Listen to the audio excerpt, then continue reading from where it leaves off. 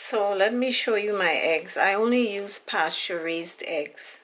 Since I started eating animal foods again, I just want to make sure that it's pasture-raised eggs. It's a little bit more expensive, but I would rather spend the extra money and know that I'm getting a purer product. I also do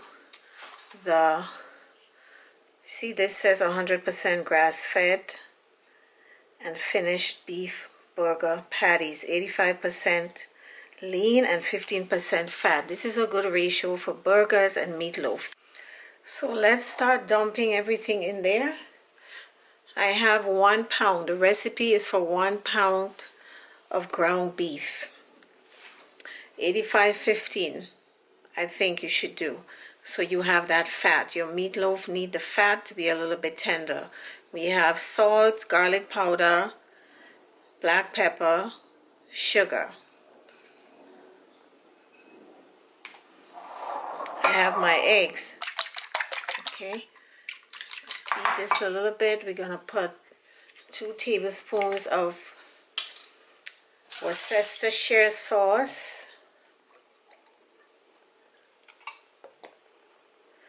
This meatloaf is going to be really, really good, guys, and it has a secret ingredient.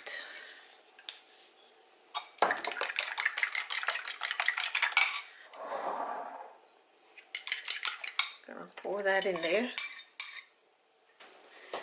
Gonna put onions and bell pepper, red bell pepper. You can use green if you like. We're gonna do some Parmesan cheese, half a cup. If you could afford it, the Parmigiano Reggiano would be even better, but Parmigiano